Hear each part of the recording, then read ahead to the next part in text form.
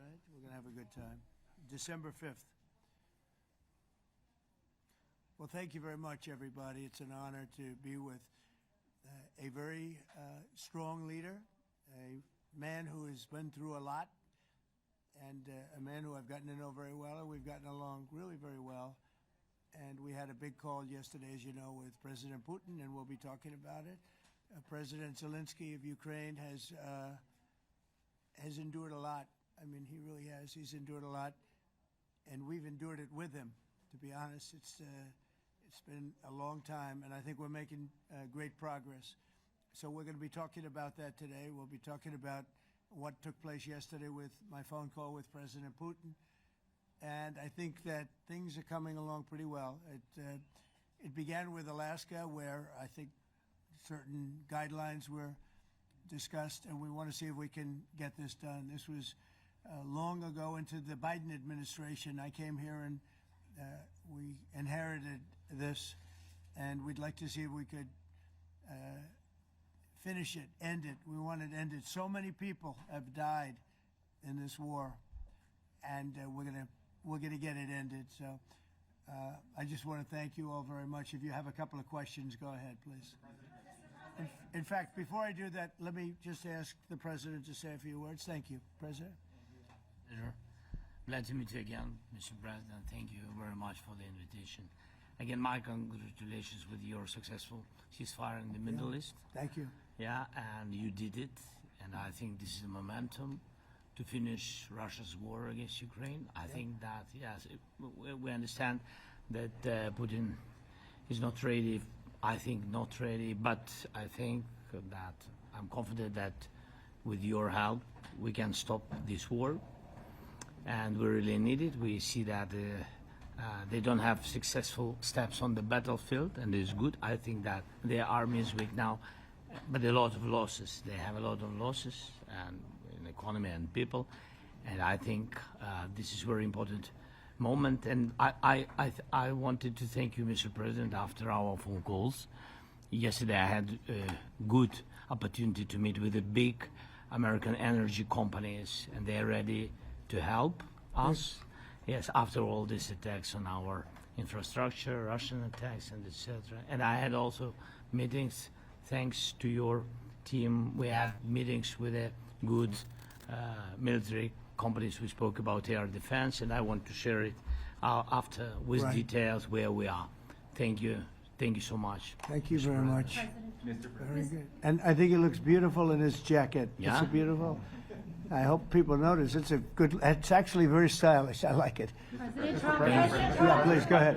Under the Biden administration, the White House was fearing of a possible escalation. They were not allowing the Ukrainians to strike into Russia, fearing of this escalation. Yeah. Would your administration allow Ukrainians to strike deep into Russia? We're going to be talking about that. That's something we'll be talking about. You're right. It's an escalation, but we'll be talking about that. Mr. President. Will President Zelenskyy join you in Hungary to meet President Putin? Because it's a leader that we like. We like Viktor Orban. He likes him. I like him. It's a country that's a safe country. Done a very good job. He's been a very good leader in the sense of running his country. He doesn't have a lot of the problems that other countries have. And so we've decided that we'll be going to be with Viktor Orban, and he will, I think he'll be a very good host. President Trump. President Trump. President Trump. It's in President Trump. Hungary, yeah. We're doing Hungary, yeah. With Putin, is it a trilateral meeting, or is it just you and Putin? To be determined, but I would say most likely it's going to be a double meeting. It'll be a double meeting, but we will have the President, Zelenskyy, in touch. There's a lot of bad blood with the two presidents, and I'm not speaking out of turn when I say it. It's a very difficult situation. You know, we just settled the war, and after thousands of years, I guess.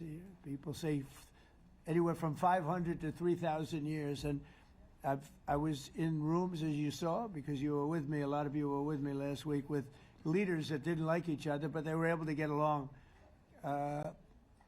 These two leaders do not like each other, and we want to make it comfortable for everybody. So one way or the other, will be involved in threes, but it may be separated. President Trump. Mr. President. President Trump. Doesn't agree to peace in Hungary. Was he what? Where are you from? From Ukraine. He actually had a Okay, good. conversation with me Good, in yeah. Ukraine. What if President Putin doesn't agree to peace in Hungary? What do you do then? Do you have? Well, let's see what happens. I mean, you know, what if? I think he will. I think that President Putin wants to end the war, or I wouldn't be talking this way. I think he wants to end the war. I spoke to him yesterday for 2.5 hours. We went through a lot of details. He wants to get it ended. I think that President Zelenskyy wants to get it ended. Now we have to get it done. President Trump. Kara Castronova from Lindell TV. And although I love asking you questions, today my question is for President Zelenskyy Sure. of Ukraine. Go ahead, please. Thank you. Our President Zelenskyy, President Trump, just brokered a peace deal in the Middle East that all Americans, both sides of the aisle, are very proud of. But to meet that deal, both sides had to make concessions. Our president has stuck out his neck in many ways to make a peace deal for your war as well. What specific concessions are you willing to make to end this war with Russia? Will you give up joining NATO? Americans have foreign war fatigue, and our president, as he said, we need our tomahawks too. To me. Yes, you, Okay. President Zelenskyy. Thank you What very much. concessions will you That's some question, right? So many Thank questions you. in one. Thank you very much for your question. First of all, I think we need to sit and speak. The second point, we need ceasefire. Even now, you see in the Middle East, it's very difficult to hold ceasefire. Everywhere, in every war, it's very difficult.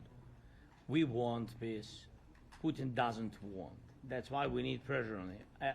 We will speak with President today what we need. We understand what we need to push Putin to negotiation table. And as I said previously, so we are ready to speak in any kind of format, bilateral, trilateral, doesn't matter. Matter just peace. This is important. And we don't speak about NATO or NATO. For Ukrainians, it's very important. Of course, it's our decisions of allies to decide where we are. But are you willing to give up Yes, but joining the NATO? most important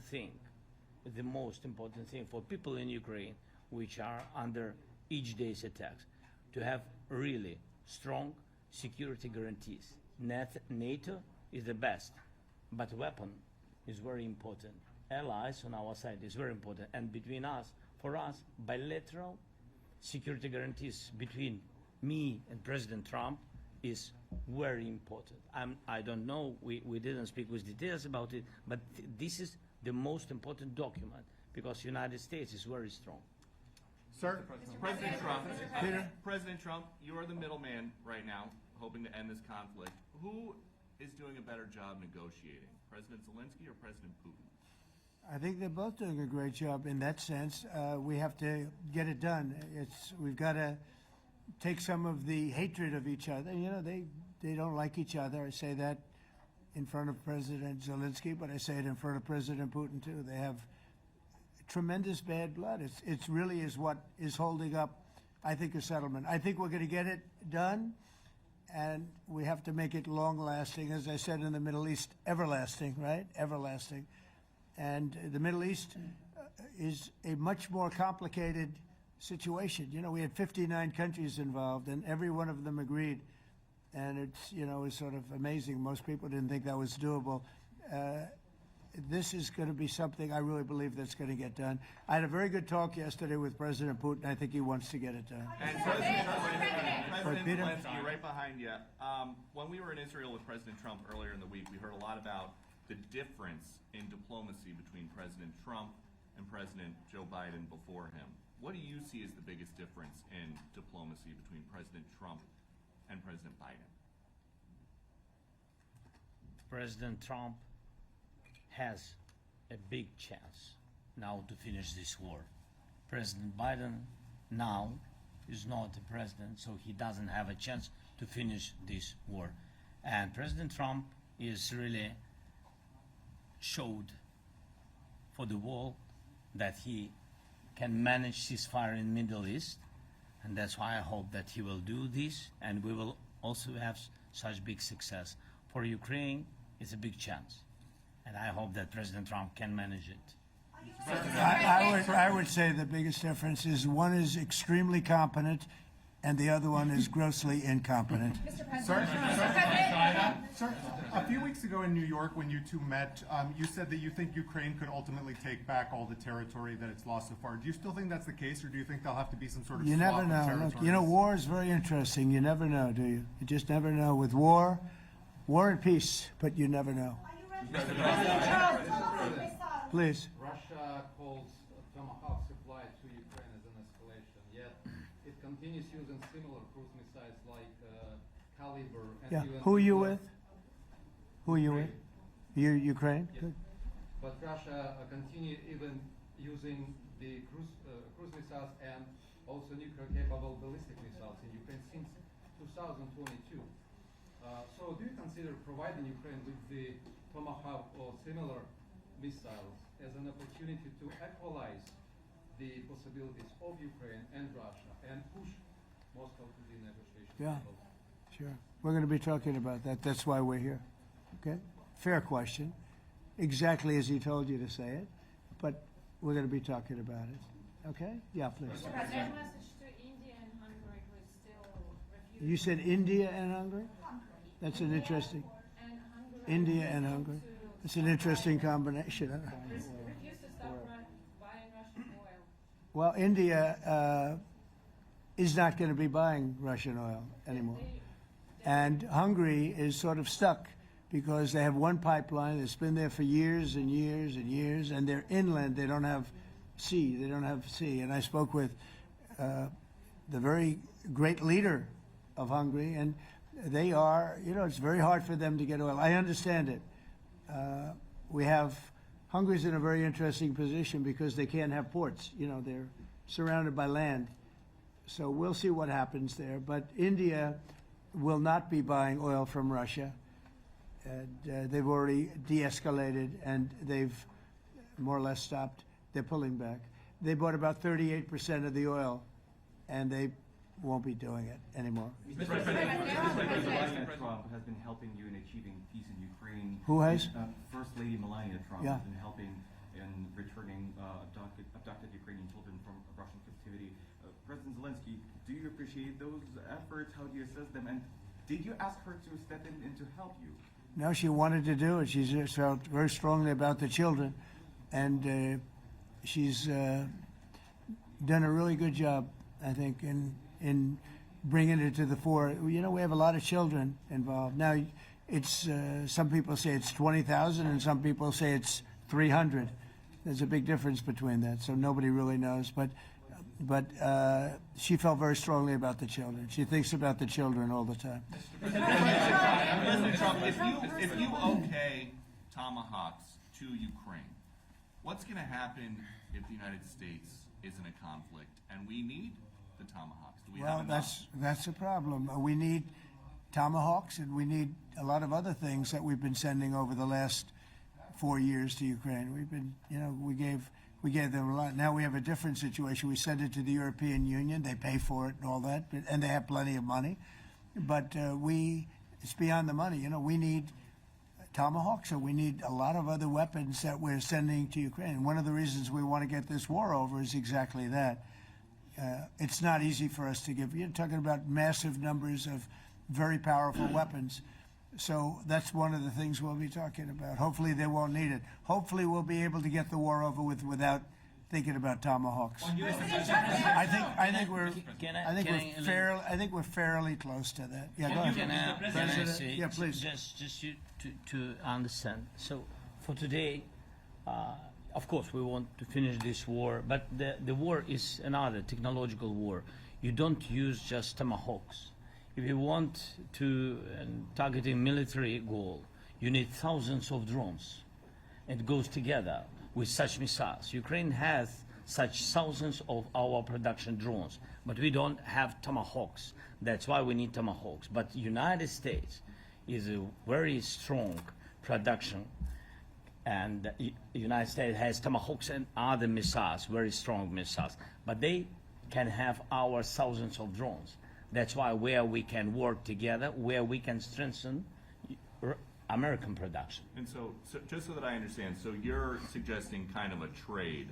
If President Trump okays Tomahawk missiles to help you launch Yes, it's into about Russia, military goals. It's then you only would about let- military goals. Right, but then you would authorize some kind of an exchange where Yes, of course. the U.S. gets Yes, we have Ukrainian- proposition. Yeah, And we have big proposition President- with our drones. President Trump, I don't mean to be brokering an arms deal here, but is that something that you would be interested in, Ukrainian drones?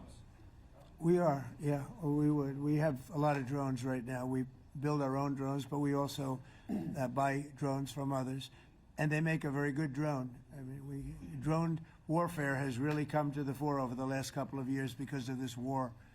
I will say, there's nothing like the jets. You know, we knocked out a lot of drones in Israel. We were knocking them out for Israel, and we were doing it with extremely fast and powerful jets, following the drones and knocking the hell out of them. So, it's, you know, we know a lot about the drones, and we know a lot about the great jets, the great ones. The ones, well, and the B-52s, which were totally they were stealth. They were undetectable. So we have a lot of different weapons. And, you know, I have an obligation also, though, to make sure that we're completely stocked up as a country, because you never know what's going to happen. In war and peace, right? You never know what's going to happen. So we're going to be talking about Tomahawks, and would much rather have them not need Tomahawks. Would much rather have the war be over, to be honest, because, you know, we're in it to get the war over. We're selling a lot of different types of weapon, as you know, to the European Union. We're not in it for that. We're in it to get it over. We're losing thousands of people a week, thousands of people. Russian, Ukrainian, and mostly soldiers. I mean, mostly soldiers. But we're in it to see that end. And if we can end quickly, and I think we can. I mean, I had a very good talk yesterday. We're going to be talking about it. But I had a very productive talk yesterday with President Putin. We'll see what happens. But the war in the Middle East was far more complicated. We got that one done. And I think we have a good chance. I think President Zelenskyy wants it done, and I think President Putin wants it done. Now all they have to do is get along a little bit. President Trump. Can you give us an update on the trade negotiations with China, or perhaps Secretary Best? Yeah, I will, and I'm going to let Scott do that. But I think we're doing very well. I think we're getting along with China. China would like to have something. As of this moment, we'll be meeting in a couple of weeks. We'll be meeting in South Korea. You think Myself. will go forward? I think so. It looks like it's going forward. I think so. They want to meet. We like to meet. I have a very good relationship with President Xi, and we're going to see what happens. But, you know, for years we were taken advantage of by China very badly. We were losing hundreds of billions of dollars a year to China.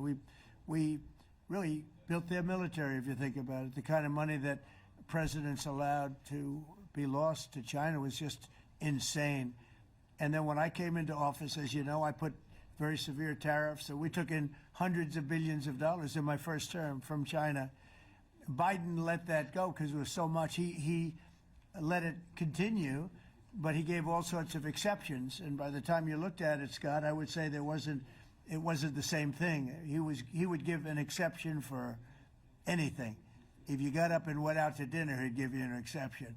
So it wasn't the same thing. But I put on very serious tariffs, and we took in hundreds of billions of dollars. And then I left office. The election was rigged. I left office, and that was the story. Now I come back, and we are in a very strong position because of tariffs. We're in a very powerful position because of the fact that we have tariffs. If we didn't have tariffs, we would be in a very weak position. We would be in a weakened state. But with tariffs, we've made hundreds of billions of dollars, not only from China, but from others.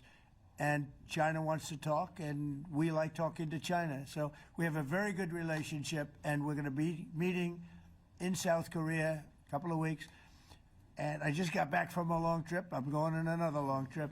And Scott, do you want to say a few words on that, please? Yes, sir. So the entire relationship stems from the great respect that the two leaders have for each other.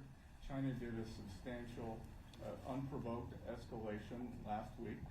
We were unable to get in touch with them. Since then, it's been IMF World Bank Week. They they have had working level people here who, there have been meetings. The Vice Premier, who is my counterpart, and I will be speaking this evening at around 8:30, 9 o'clock. And then he and I and a delegation will meet in Malaysia probably a week from tomorrow to prepare for the two presidents to meet. So again, I think that things have de-escalated. We hope that China will show the respect that we have shown them. And I am confident that President Trump, because of his relationship with President Xi, will be able to get things back on a good course. Is the hope for that meeting with you and President Xi some kind of trade deal then, or would Could it be. more Look, I think small we're in a very strong trade deal? position. I think we're in a very strong position. We're getting, as you know, as of November 1st, I could move it up if I wanted, a 100% tariff over and above what we get now. So that would make it about 157%. And China doesn't want that, and they want to talk, and we're talking. And I think we'll make a deal that will be good for both. I think we will do something. But you have to understand, we never got anything from China. It was a one-way street. For many years, for decades, it was a one-way street. And they became rich because of the United States. And frankly, presidents that, let's be nice, they didn't know. They just didn't know. They didn't understand what was happening to them. But I understood it. I understood it long before I ran for politics. I used to watch in amazement at how stupid our country was, how stupid they were. And we're not stupid anymore. And that includes with the European Union, that includes with Japan and South Korea. All we want to do is be treated fairly. But the fairly is hundreds of billions and even trillions of dollars coming into the United States. And it's our national security is secure because of tariffs. If we didn't have tariffs, we would have no national security. So it's very important. Will you seek China's help in ending the war in Ukraine? Do you need them to put pressure on Russia? I'll be discussing that, but I'd love to see it ended before that. President I mean, I think we have a chance of ending the war quickly if flexibility is shown on behalf. And again, we're not losing people. The United States is not. We're not losing people. We're not spending money. We're getting paid for the, ammunition and missiles and everything else that we're sending to the European Union, but to NATO. But it's very similar. If you look at the countries, I mean, it's very similar. And we just made a very fair trade deal with the European Union, and what we wanted, and we made a very good deal with NATO too. They pay for all of this. That's not what we're in this for. We're in it to save thousands of lives every week. Thousands and thousands of lives. That's why we're in it. And I think we have a very good chance of bringing this war to a conclusion. President, and your cabinet has done honestly an excellent job. I think that a lot of people could agree to that. Thank you. I'm speaking as someone who lost my father in a war, so I know the human cost. What would your advice be to American leaders, to world leaders, to neocons, to TV hosts who often speak about conflict in abstract or strategic terms rather than the human cost and the human terms? Look, my only statement is we have to get together. It's a very small group of people. It's the president, and the president. Okay, 3 presidents. And I'm the mediator president. And I'm mediating not an easy situation. It should be easy, but it's a lot easier when people understand each other, when they get together, and when they like each other. We don't necessarily have that situation as far as like is concerned. Maybe it can turn around. Maybe it can. But in the meantime, we'll have them keep a little bit of distance, and we're going to see if we can get it done.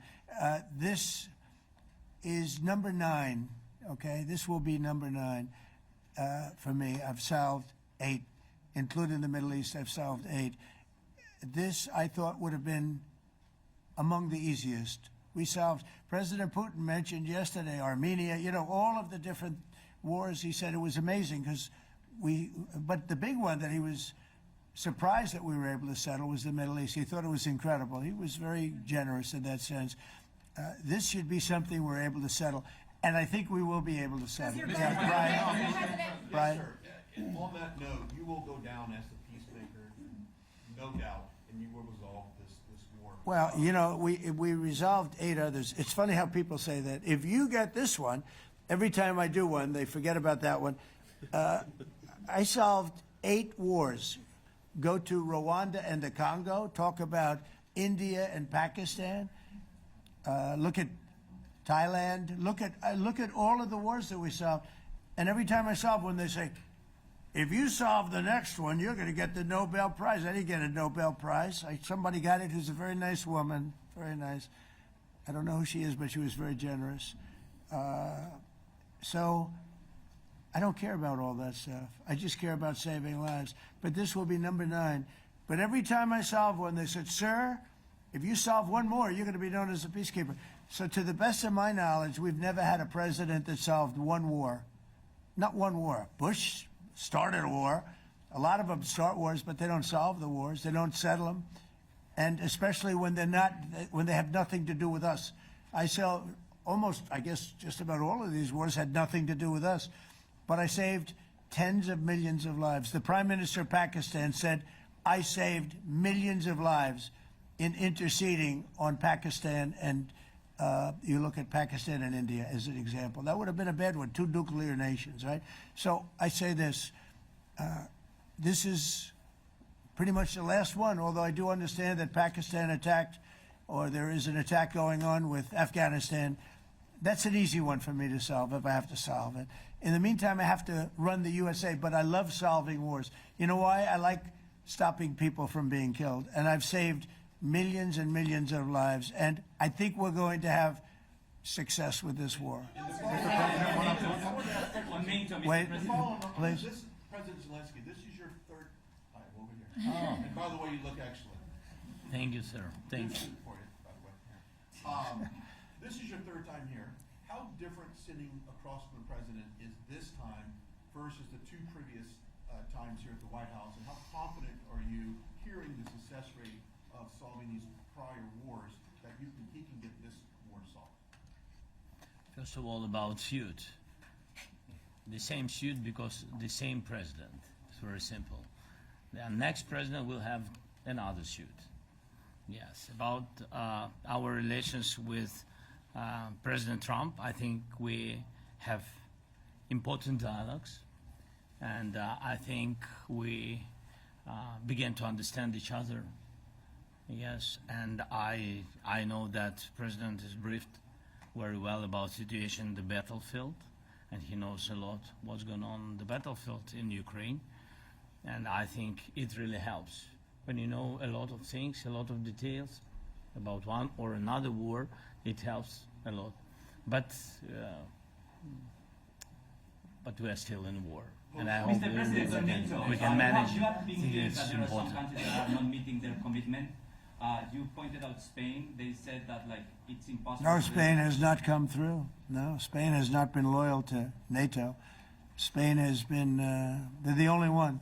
Everyone went up to, as you know, I mean, you were at 2% and they all went up to 5%, but Spain disagreed with that. I think Spain should be reprimanded for that. I think it's very bad that they did that, but that's up to them. That's up to NATO and Spain. They cannot be expelled from NATO. Can they or not? They cannot, according to the treaty, but they also claim that they are protected by the European Union umbrella for trade. Well, the other people, many of the other countries are in the European Union too. They're not complaining, right? President, I can tell you that Putin is serious. That's of interest. Mr. President. They're protected by Yeah, please, go ahead. Thank you, Mr. President. Do you think you can carry the momentum from the Middle East deal over to this deal? And if I do. So, how does that move the needle? Yeah, I do. I think we carry a lot of momentum, a lot of credibility. Getting Middle East done was very important. Nobody thought it could be done. That was one nobody thought could be done, and we got it done. And a lot of that was the big hit that we put on Iran with respect to the nuclear. They took that was an unbelievable military maneuver, the B-2s, and many other planes involved, by the way, but the B-2s. Yeah, I think nobody expected that to happen, and you know we had 59 countries involved, and these were countries very diverse. You had Arab, Muslim, Jewish. You had every country, Christian. You had every country, and many countries involved, and we got that done. And we got it done pretty swiftly after we after we set the table properly. We had to set the table properly. This should be one that we get done. And I think the table is set properly here now, too. And it'll be a great honor. It'll be a great honor to get it done. And the Ukrainian people are great, and the Russian people are great. And obviously they have much in common, as we understand. They have a lot in common. So it'll be a great honor to get it done. Yeah. On Venezuela, there are survivors from your latest boat strike. What happens to those survivors? Well, I'll ask Marco to discuss that possibly. Yeah, it's well known there's an ongoing narco-terrorist operation the United States has been conducting. As far as details of any recent strikes, we're not prepared here to announce all those details, but you'll get that information here very shortly. And how are there survivors when these are meant to be lethal attacks? Yeah, again, I mean, we're undertaking these operations against narco-terrorists. That's what these are. These are terrorists. Let's be clear. And but as far as the details of any recent operations, when we are prepared to announce those, we will, as the president has consistently done. So you may get something on that later today. Let me ask you, that was in a submarine, right? We attacked a submarine, and that was a drug-carrying submarine built specifically for the transportation of massive amounts of drugs, just so you understand. This was not an innocent group of people. I don't know too many people that have submarines, and that was an attack on a drug-carrying, loaded-up submarine. Yeah. On Putin, is it your belief, as Mr. Zelenskyy said yesterday, that the threat of tomahawks and costs, as Secretary Hicks had put it, is that bringing him to the table, the fact that it's kind of a carrot and stick? I don't know what's bringing him to I think he wants to make a deal, that's all. I can't tell you what's bringing him. Sure, that's the threat of that is good, but the threat of that is always there.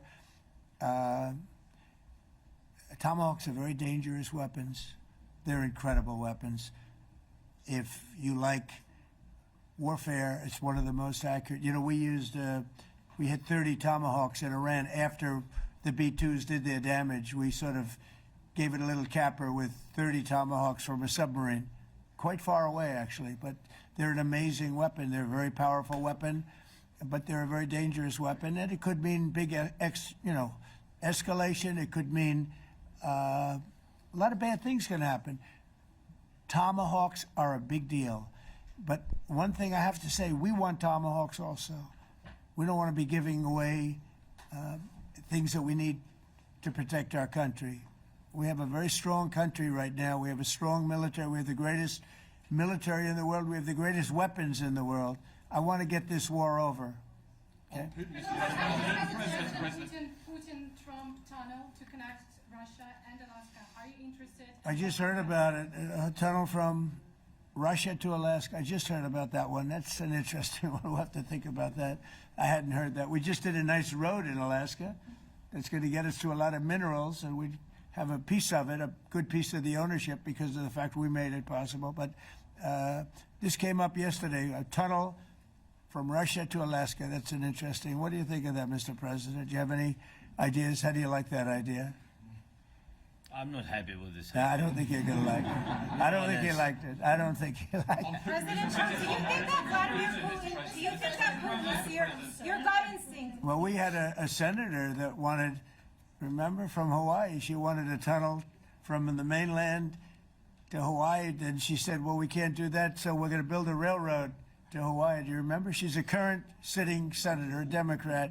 She wants a railroad to go to Hawaii, right? You know who that is, right? She's another beauty. President Trump, your gut instinct. Yeah, please. On your meeting with Putin, aren't you concerned that maybe the Russian president is trying to buy himself more time? Yeah, I am, but, you know, I've been played all my life by the best of them, and I came out really well, so it's possible, yeah, a little time. Is your gut instinct it's all right. But I think that I'm pretty good at this stuff. I think that he wants to make a deal. I made 8 of them. I'm going to make a 9th. I think he wants to make a deal. Well, I think that he should have won the war in a week. Yeah, I do think. And if we didn't give the anti-tank missiles, as you know, the javelins they call them, They got stuck in the mud. They would have been in Kiev very quickly. They were heading to Kiev. So, you know, in war, you have a lot of luck, too. You know, people, weather has won war, and the cold and the heat and all things take place in war. But that was a very interesting moment when the tanks started rolling and some brilliant general said, let's go through the mud instead of going down the highway, right? So they got a little bit lucky. But you know where they really got lucky? I gave javelins. That wasn't given by Barack Hussein Obama. He gave them sheets. You know, there's a statement. Obama gave them sheets and I gave them the javelins. And the javelins are a devastating weapon. And that wasn't given by Obama. That was given by, because at the time it was Obama. That was given by me. So it was like one of those things. And you had hundreds of them. They're a devastating weapon. We have a lot of devastating weapons. I'd rather not use them. But that was a big moment. You know, when the tanks got stuck, they got stuck. And call it luck or call it talent. I'm not sure what you'd call it, but it was a big moment in time. Do you think Democrats will give you credit? Do you think Democrats will give you credit when you finally end this war, like they did with the war in the Middle East? And second I think question- right now the Democrats are really damaged, mentally damaged. They want to take 1.5 trillion with a T, $1 trillion and give it to people that invaded our country. They came into our country illegally from prisons, from mental institutions, gang members. They want to give them health care and take it away from our citizens. We're not going to do that. $1.5 trillion. They want to destroy. They want to destroy our health care system. We're not going to let that happen. Do you authorize CIA operations in Venezuela as part of? Well, I wouldn't say that, but some interesting things are happening around the world. I'll say that. Mr. President, it has been reported that Maduro offered everything in his country, all the natural resources. He even recorded a message to you in English recently, offering mediation. What should we do in order to stop that? He has offered everything. He's offered everything. You're right. You know why? Because United States. Thank you, everybody. Thank you. Thank you, Thank you, everybody. Thank you, guys. Thanks, guys. Let's go. Start moving. Thank you, guys. Let's go. Thanks, guys. Thank you, press. Thank you, press. Thanks, President Trump. Thank you, Kim. Press. You go. Good job. Thank you, guys. Thank you, press. I don't know, Jonas, if you'd like.